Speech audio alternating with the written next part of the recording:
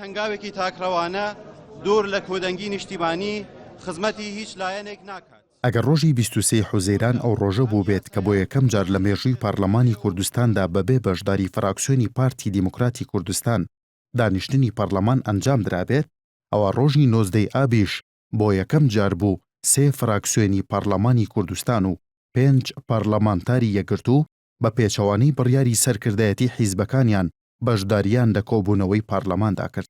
لە دوای 23 حوزەیرانەوە چەند هەوڵێکی ناوخۆیی و دەرەکی دەستیان پێکرد بە مەبەستی بەدیهێنانی سازان لە نێوان پارتە سیاسیەکانی هەرێمی کوردستان و لە دواهەمین هەوڵیشدا بەشداری ڕاستەوخۆی نێردەی ئەمریکا و بەریتانیا و نەتەوە یەکگرتووەکان بوون لە کۆبوونەوەی پارتە سیاسیەکاندا. برێت مەکگۆرک نێردەی تایبەتی باراک ئۆباما و بەشدار لە کۆبوونەوەی پێنجخۆڵی ڕایگەیاند داوای یەکدەنگی و سازانمان کردووە لە پارتە سیاسیەکانی هەرێمی کوردستان.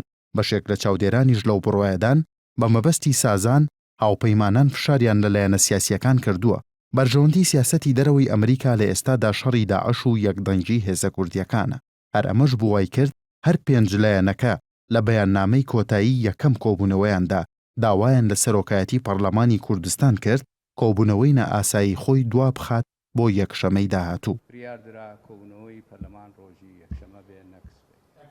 ئەگەرچی لە کاتێکدا ژمارەیەک لە پەرلەمانتارانی 4 فراکسیۆنە بەشداربووەکەی کۆبوونەوەی نەئاسایی پەرلەمان لە چەند کاتێکی جیاوازدا ڕایەنگەیاند بوو کە فشار و هەڕەشەی کوشتن و خنکاندنیان لێکراوە، ئەگەر بەشداری لەو کۆبوونەوەیەدا بکەن، سەرەڕای ئەوەش تەواوی ئەندامانی فراکسیۆنەکانی گۆڕان و یەکێتی و کۆمەڵ و 5 ئەندامی یەکگرتوو بەشداریان لە کۆبوونەوە نەئاساییەکەی 19 ئابدا کرد.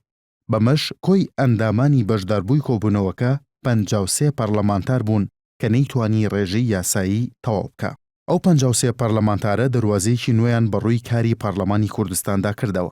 ئەگەر لە پێشوودا پەرلەمانتارەکان وەک جێبەجێکاری سیاسەتی حزبەکانیان تەماشا کرابن لە ناو پەرلەماندا، ئەمجارە سەرجەم 53 پەرلەمانتارەکە بە پێچەوانەی بەیاننامەی مەکتەبی سیاسی و سەرکردایەتی حیزبەکانیانەوە بەشداریان لە کۆبوونەوەی پەرلەماندا کرد. چاودێران لەو بڕۆیەدان زۆرێک لەو 53 پەرلەمانتارە گەنجەکانی نێو سیاسەتن کە دەیانەوێت سیاسەت و ڕێکەوتنەکان بگەڕێننەوە ناو پەرلەمانی کوردستان. لە دوای 19 ئابەوە دوو شێواز لە کاری پەرلەمانیدا پەیدا بوو. یەکەمیان ئەو پەرلەمانتارانن سەرەڕای فشاری مەکتەب سیاسیەکان و دەستێوەردانە دەرەکیەکان ڕەتیان کردەوە کە بەشداری نەکەن لە دانیشتنەکەدا. ئەو پەرلەمانتارانەش پێک هاتبوون لە فراکسیۆنەکانی گۆڕان و یەکێتی و کۆمەڵ و 5 پەرلەمانتاری یەکگرتوو.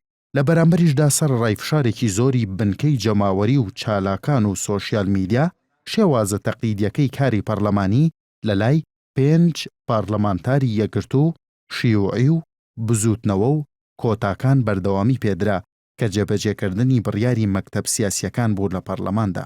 فراکسیۆنی پارتی و سۆسیالیستیش لەسەر بڕیاری سەرکردایەتیان بەشداریان نەکرد لە کۆبوونەوەکەی ئەمڕۆی پەرلەماندا.